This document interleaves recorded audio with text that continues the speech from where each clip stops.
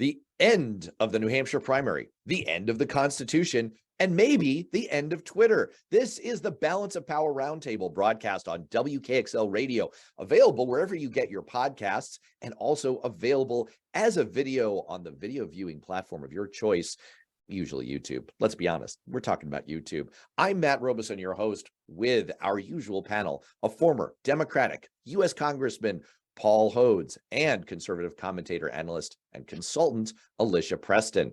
Let's talk about something else that may come to an end. At least if Donald Trump has anything to say about it, he suggested at the very end of last week that it's time to suspend the Constitution because of crazy big lie. I don't know. Alicia, you had a fascinating experience. You posted about this on Facebook. What did you think, and what kind of response did you get? First of all, he does not want to suspend the Constitution. He wants to terminate. Terminate. The word is terminate portions of the Constitution. I am the Terminator. I'm going to terminate the Constitution. We've actually heard that in a German accent before in history, just want to say. I did. I kind of was testing it out. I made a post. I made no statement, a personal opinion. I just said, when one wants to terminate the Constitution, what does that mean to you? And I have a lot of people who apparently don't like me very much out there in the web world. I'm childish. These are your Facebook friends, right? These are my Facebook friends. Yeah. I'm childish. I'm brain dead. I'm a loser. All kinds of stuff. Loser. And I love people who are like, gosh, were those posts from Donald Trump's, what's the name of his alter ego? Was it when he'd pretend to be someone else? Is like, right. This is John Stamos, and I'm just calling to tell you that you're a loser and Donald Trump is amazing. Did you get a lot of posts like that? Yes, the best president ever in response to this. Now, mind you, I didn't mention the president. I didn't even state an opinion. I just said, when one does this, what does it mean to you? And what does it mean is the cult knew what I was talking about and came out to defend him without answering the question. Look, this is serious. It's laughable because it's insane. And I want to read it so that those who haven't seen it understand. He said, quote, "A massive fraud of this type and magnitude," which would be the big lie, "allows for termination of all rules, regulation, and articles, even those found in the Constitution." That is a former president of the United States sworn to uphold the very document he just ripped apart for his own benefit. He wants to be reinstated as president, he says in the same Truth Social post. This is the stuff of bad books from the mid 20th century. This is authoritarian. This is dictatorial. This is freaky. And what scares me more than Donald Trump, because I don't think he's ever going to see the Oval Office again, is that there are people, Republicans. We're the ones who keep saying that we're the ones who support the Constitution. We keep saying, you Democrats don't respect the Constitution. You want to change it. You want to tweak it. We keep criticizing for decades, Democrats.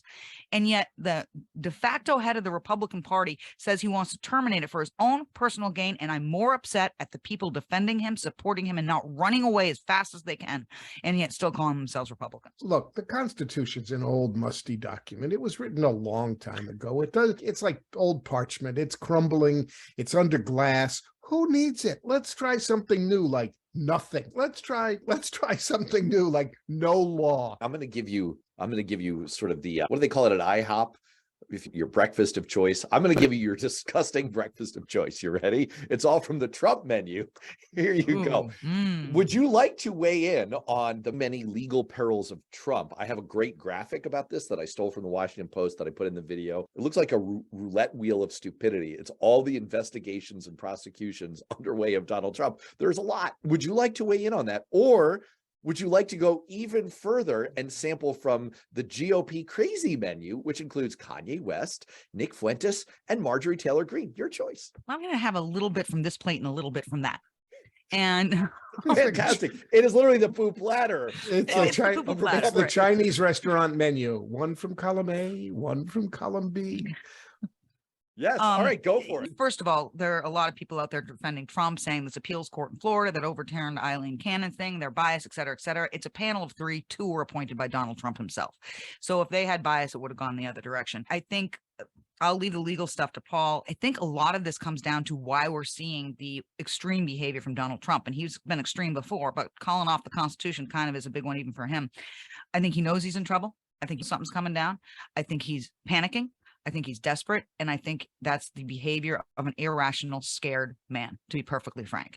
As for the other stuff, I think Kanye West's a whack job. I thought he was a whack job before it was cool to think he's a whack job. I think he's nuts. Do we all remember that he had a GoFundMe to raise $50 million because he only had a couple billion and he didn't think he should have to spend his own money for the world to see his magic? The guy's a loon. That being said, look, every person in office, Obama loved to have Angelina Jolie and Brad Pitt come on over. I remember when the Democrats loved and embraced Sean Penn till he started roaming around the globe meeting with dictators. Same thing with Dennis Rodman. I don't know the allure of politicians pulling in famous Hollywood somebodies to be like, look how cool we are. Because if you're a politician in Washington, you just aren't that cool. Maybe Obama was cool. I didn't like him as president, but he might have been cooler than other politicians. But politicians aren't cool. He was definitely cool. He was certainly cooler than other politicians. Yeah. But other than him, politicians in Washington, no offense, Paul, you're cool because you're in a band. But most of y'all down there aren't cool. You're like policy people. That's fine. So they call in Hollywood. Oh, you're definitely not cool, Matt. You're definitely the policy wonk. I don't even want to hear it. You've been talking to my kids. They have the same opinion. So they align themselves with Hollywood famous people to make themselves sound cool. Trump did it. Every president's done it. I don't care. And Kanye's still a nut. And I said it before, it was cool. Speaking of being cool. All right. Can I just dig in a little bit to continue the food metaphor for a second into this delicious poop platter of Kanye, Nick Fuentes, and Marjorie Taylor Greene, other unsavory characters? For people who have missed this, and there's another great video about this also on Blue Amp from my friend and former guest on this show, Cliff Schecter, trying to break this down for people, but it really is a case of Republican insanity bingo. Get out your Republican insanity bingo cards because you may be about to win our special drawing here. So apparently what happened was, I'm going to see if I can follow this. I'm not sure I can. All right. So Donald Trump has dinner with Kanye West. So that was bad in itself. Remember, Kanye is the guy who said he was going to go DEFCON 3 on the Jews. Now, first of all, what bothers me about this, and I'm Jewish, is not just that he said he was going to go to a defense alert condition against my people. It's that he picked the wrong one. DEFCON 1 is when you go nuclear, right? DEFCON 1 is when you're in nuclear war. DEFCON 3 is like your bombers are in the air. What does that even mean? I just want to point out the fact that that goes to my whole cool theory. It's where insanely you are in the cool to factor. know what these things are. Yeah, Come on. Uh-huh. Right. Okay. Yes, no, I'm a giant dork. I admit it. Okay, here we go. So he invites Kanye to dinner per the Alicia Preston theory of, I just want to rub elbows with Hollywood and music industry people, no matter how nuts they are. Kanye brings along Nick Fuentes. Nick Fuentes is a white nationalist. I won't even get into the racism, anti-Semitism, everythingism that he has spouted. He's a well-known figure. Now, to be fair, I couldn't have picked him out of a lineup, although if I saw him in a lineup, I would have said, that guy looks like a white nationalist. I would put some money on him being a white nationalist. But whatever. The Secret Service, by the way, would have had to have known the name of the person attending this dinner. So his whole blarney of like, oh, we had no way of knowing who this person is, hogwash. But anyway, all right. Nick Fuentes comes to dinner, right?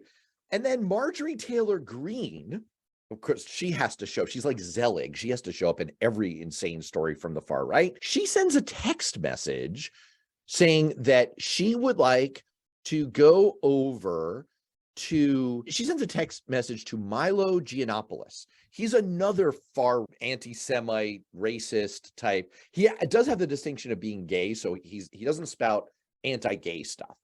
So if you're following me, Marjorie Taylor Greene sends a text to Milo Yiannopoulos after the dinner saying she wants to meet with him and Kanye because he's running Kanye West's presidential campaign. Then she finds out that Nick Fuentes might be there and she disses Nick Fuentes. So this is turning into like a rap battle, right? So then Nick Fuentes says, oh, no, you didn't. And she goes on her podcast and this is Nick Fuentes and says he's a young, immature boy and a racist. And then he arranges to have one of his allies turn on her and say that she's an adulterer. She wants to be the face of Christian nationalism. She's divorced. How can you do that? How can you be the face of Christian nationalism when you're a divorced woman. And so now they're all at each other's throats. And I think they're going to have a dance off and they're all going to be wearing hoods. And Alicia, this is your political party. Hooray! Yeah. Yay. Let's not forget the best part of all of this, that somewhere in the middle of all this on Saturday morning in LA, Nick Fuentes, who I had actually never heard of until all this, got in a physical food fight, an actual food fight at an In-N-Out burger because someone criticized him and threw a ketchup packet at him. And TMZ got the video. So it's on video. Nick Fuentes is now on TMZ. On video. Think of how his life has changed in the last week. There's It's a no lot, I'd such like to thing think as- about that. I would. There's no such thing as bad publicity. right? Listen, Nick, listen, you racist, anti-Semitic piece of you-know-what.